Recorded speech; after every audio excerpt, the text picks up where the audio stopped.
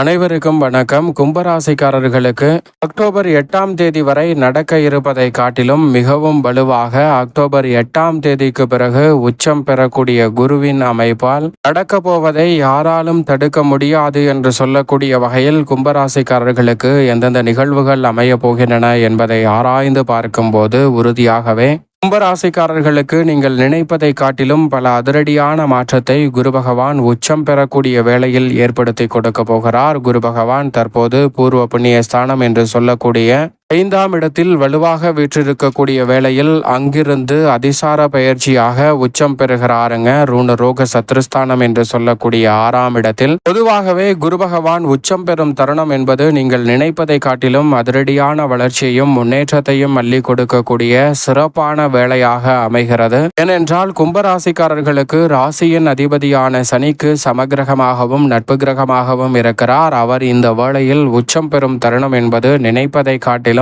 மிக பெரிய அளவிலான அசூர வளர்ச்சி என்று சொல்லக்கூடிய வகையில் கும்பராசிக்காரர்களுடைய வாழ்வில் பல அதிரடியான மாற்றங்களையும் வாய்ப்புகளையும் சந்தர்ப்பங்களையும் உருவாக்கி கொடுக்கிறார். நீங்கள் எதிர்பார்ப்பதை காட்டிலும் பூர்வ புண்ணியஸ்தானமாகிய 5ஆம் இடத்தில் இருந்து மிக வலுவாக உச்சம் பெறக்கூடிய அமைப்பிற்கு 6ஆம் இடத்தில் செல்லக்கூடிய இந்த வேளையில் மிக பெரிய அளவிலான நல்ல வழியில் பல அதிர்ஷ்ட யோக வாய்ப்புகள் உறுதியாகவே கும்பராசிக்காரர்களை தேடி வருகிறது. ஏனென்றால் நவ கிரகங்களிலே முழு சுபகிரகமாகவும் தோஷமற்றவருமாக இருக்கக்கூடியவர் என்றால் அது குரு பகவான் மட்டும்தான். அப்படிப்பட்டவர் ராசிக்கு 2 மற்றும் 11ஆம் இடத்தின் அதிபதியாக இருக்கிறார். தனாதிபதியாகவும் லாபாதிபதியாகவும் இருக்கக்கூடிய குரு பகவான் தீத பலத்துடன் ருணரோக சத்ருஸ்தானம் என்று சொல்லக்கூடிய 6இல் உச்சம் பெறுகிறாருங்க.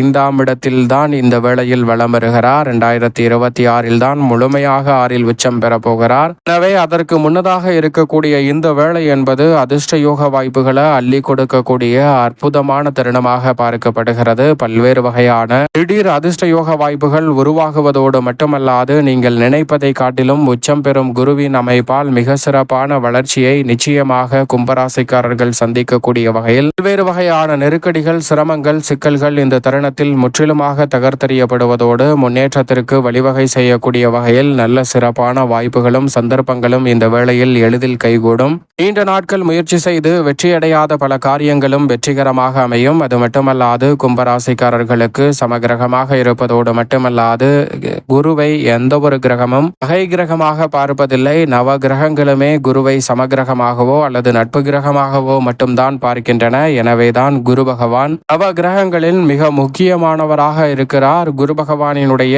ஒவ்வொரு நகர்வும் மனித வாழ்வில் நேரடியாகவே மிக சிறப்பான மாற்றத்தை நேர்வழியில் அள்ளி கொடுக்கக்கூடிய ஆற்றலை பெற்று தருகிறது. எனவே அவர் இந்த வேளையில் மிகவும் அற்புதமாக உச்சம் பெறுவதால் நீங்கள் நினைப்பதை காட்டிலும் பல நல்ல வாய்ப்புகள் உண்டு. வானியல் அரசன், நவ கிரகங்களின் தலைவன் என்றும் அழைக்கப்படுகிறாருங்க குரு பகவான். எனவே அவருடைய நகர்வு மிக சிறப்பான மாற்றத்தை கும்பராசிக்காரர்களுடைய வாழ்வில் ஏற்படுத்தி கொடுக்க போகிறது. அதோடு மட்டுமல்லாது உதாரணமாக ஒரு கதை ஒன்றை பார்க்கலாம். குருவின் வாகனமாக யானை பார்க்கப்படுகிறது. யானை அதன் அளவிலும் உருவத்திலும் பார்த்தோம் என்றால் மிக பெரிய அளவில் ஜெய்ஜாண்டிக்காக இருக்கக்கூடிய ஒன்றாகவும் பலம் பொருந்திய ஒன்றாகவும் இருக்கிறது. அப்படிப்பட்ட யானை கர்ஜிக்கும் சிங்கத்தை கூட தனது காலில் போட்டு மிதிக்கக்கூடிய அளவிற்கு அதீத ஆற்றலை வெளிப்படுத்தக்கூடிய சக்தி வாய்ந்த ஒன்றாக இருக்கிறது.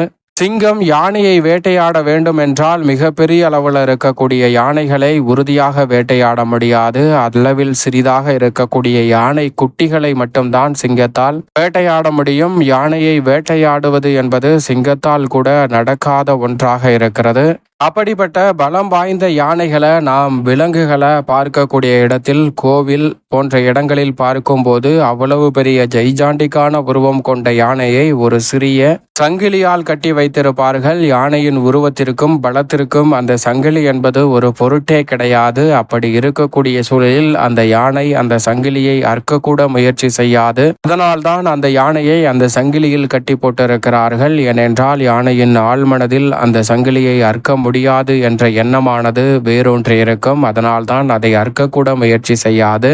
ஏன் அது அப்படி செய்யாது என்றால், யானை குட்டியாக இருக்கும் போது அதனுடைய காலில் மிக பெரிய சங்கிலியை போட்டு கட்டி வைப்பார்கள். அப்போது யானை குட்டியாக இருக்கும் போது அதன் பலம் என்பது மிகவும் குறைவு. பல நாட்கள் அந்த யானை குட்டி அந்த சங்கிலியை எப்படியாவது அறுத்து சென்றுவிட வேண்டும் என்ற முயற்சி செய்யும். ஆனால் அதனால் முடியவே முடியாது. அப்படி சிறு வயதிலிருந்தே அது முயற்சி செய்து தோல்வி அடைந்ததால் வளர வளர அதனுடைய மனதில் அந்த சங்கிலியை அறுக்கவே முடியாது என்ற எண்ணம் ஆழமாக வேரூன்றி போகிருக்கும். எனவேதான் மிகப்பெரிய அளவில் இருக்கக்கூடிய யானைகள் கூட அந்த சங்கிலியை அறுக்க முயற்சி செய்வதில்லை என்பதுதான் யதார்த்தமான உண்மை. இதுபோன்றுதான் கும்பராசிக்காரர்களும் நம்மளுடைய வாழ்வில் பல விஷயங்களை நம்மளால் எளிதில் செய்ய முடியக்கூடிய வாய்ப்பு இருந்தாலும் கூட அது நம்மளால் முடியாது, நம்மளால் செய்யவே முடியாது. மிக அசாதாரணமான காரியம். இதை செய்ய தனி பிறவிதான் வர வேண்டும். இது நம்மளால் நிச்சயமாக செய்ய முடியாது. இதை செய்தால் அவ்வளவு பிரச்சனை வரும், கடனில் மாட்டிக்கொள்வோம், இந்த பிரச்சனை வரும், அந்த பிரச்சனை வரும் என்று பல விஷயங்களை செய்யாமலே விட்டுவிட்டு பின்னர் வருத்தப்படுகிறோம். இந்த நிலையை மாற்றக்கூடிய வாய்ப்பை தான் குரு பகவான் இந்த வேளையில் அள்ளி கொடுக்க போகிறார். ஏனென்றால் யானைக்கு மதம் பிடித்தால் அந்த சிறிய சங்கிலி மட்டுமல்ல, எவ்வளவு பெரிய தடுப்பை வைத்தாலும் அவை அனைத்தையும் தட்டி தூக்கிவிட்டு செல்லக்கூடிய அளவிற்கு பலம் வெளிப்படக்கூடிய அற்புதமான ஆற்றல் அந்த யானையிடமிருந்து வெளிப்படும். அந்த வகையில்தான் குரு பகவான் இந்த வேளையில் உச்சம் பெறக்கூடிய தருணத்தில் எவ்வளவு பெரிய தடைகள் சிரமங்கள் இருந்தாலும் அனைத்தையும் தகர்த்தெறியக்கூடிய வல்லமையை கும்பராசிக்காரர்களுக்கு அள்ளி கொடுக்க போகிறார். நினைப்பதை காட்டிலும் கும்பராசிக்காரர்களுடைய வாழ்வில் மகிழ்ச்சியும் இனிமையும் நிறைவாக கிடைப்பதோடு மிக பெரிய அளவிலான அசாதாரண காரியங்களை கூட எளிதில் செய்து முடிக்கக்கூடிய அற்புதமான சந்தர்ப்பம் நிச்சயமாக கிடைக்க போகிறது. சரியாக கும்பராசிக்காரர்கள் பயன்படுத்திக் கொள்ளுங்கள். எனவே இந்த தருணத்தில் அக்டோபர் 8ஆம் தேதிக்கு பிறகு நடக்க போவதை யாராலும் தடுக்க முடியாது. நன்மை நிறைந்தவையாக அமையக்கூடிய வாய்ப்பும் சந்தர்ப்பமும் உறுதியாக கிடைக்கும் என்பதில் சந்தேகமே வேண்டாம் என்பதை திட்டவட்டமாக உறுதிப்படுத்துகிறார் குரு. அது மட்டுமல்லாது குரு பார்க்கின்